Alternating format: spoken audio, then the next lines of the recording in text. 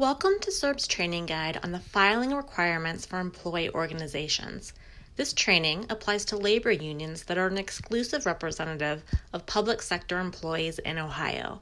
This training will help union representatives understand their filing responsibilities with the State Employment Relations Board, CERB. An employee organization is a union that is certified or recognized by CERB as a representative of public employees in Ohio. Every employee organization is required to file certain documents annually with CERB.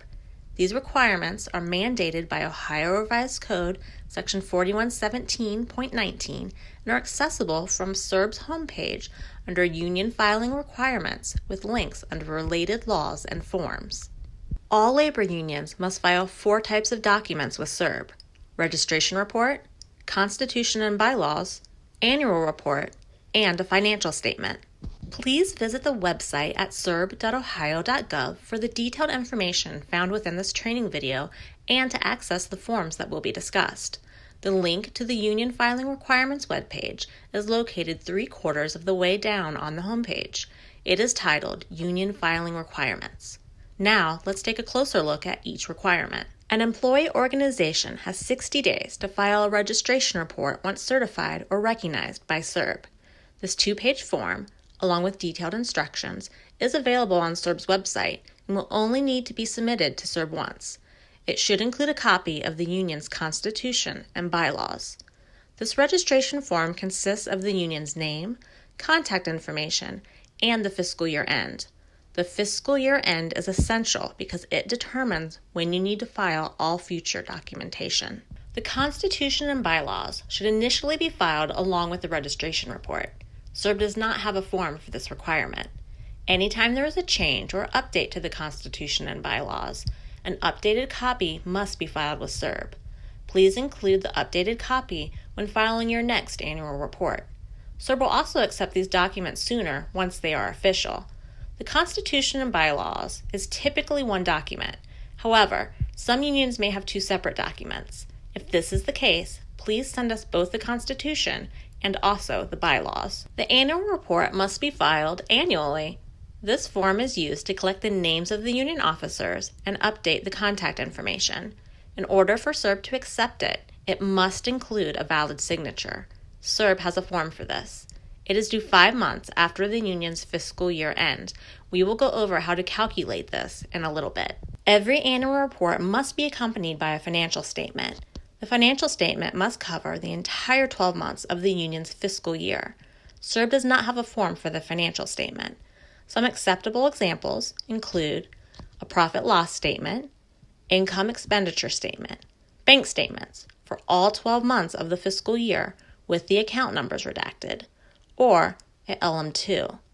What if your union doesn't collect dues? You still must submit a financial statement along with the annual report. In this instance, submit a signed statement indicating the time frame of the fiscal year, that the union did not collect dues during that time frame, and that the union does not have a bank account.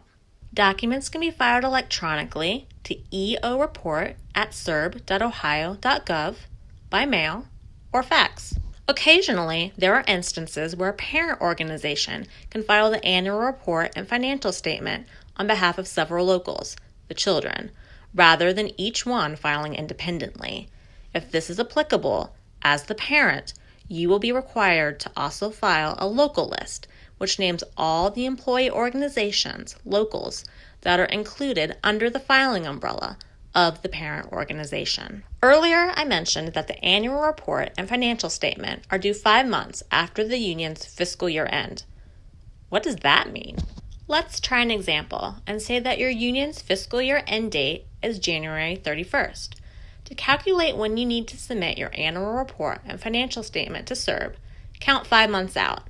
So 1 month would be February, 2 months would be March, 3 months, April, 4 months, May, and 5 months would be June. So you will need to file with CERB no later than June. Regardless of the date your fiscal year ends on, filings with CERB will always be due on the 15th. So, for this example, you need to file with CERB no later than June 15th. It is important to note that this is the filing deadline. You may file any time within the 5 months. from the day after your fiscal year ends up to and including the due date. So in this example, we would happily accept your filing from February 1st through June 15th. Here's a handy guide that you can reference to determine your filing due date. So if your fiscal year end is in April, you will need to file by September 15th of the same year. If it's July, you would need to file by December 15th of the same year. Note, if your fiscal year end is in August through December, your due date with CERB will be in the following year.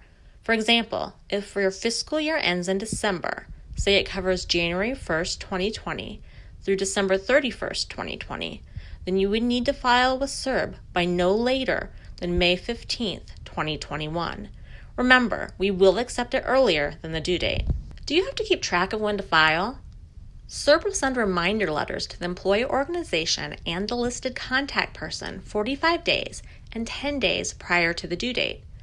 Letters are sent via email if we have an email address in our system. If there is no email address, then it will be mailed hard copy. So remember, if you have changed union officers since the last time you filed with CERB or changed your email address, please update your officer names and contact information with us as soon as possible so that we can send the reminder letters to the correct person at a valid email address. You can submit updates anytime by sending an email to eoreport@cerb.ohio.gov. We hope that you file on time, but if not, CERB staff will have attempted to email and call you numerous times to remind you to file to get your union compliant and even offered to walk you through the process. Please know that if you willfully do not comply with the filing requirements, the board may decertify the union, which is a serious ramification for not filing. We also send reminder letters out 31 days after the due date, but you will have heard from CERB staff multiple times by this point. Remember, CERB staff are here to help your union stay in compliance and make the filing process as easy as possible. We hope that you have found this training helpful. If you still have questions, please call the clerk's office or email us at eoreport@cerb.ohio.gov.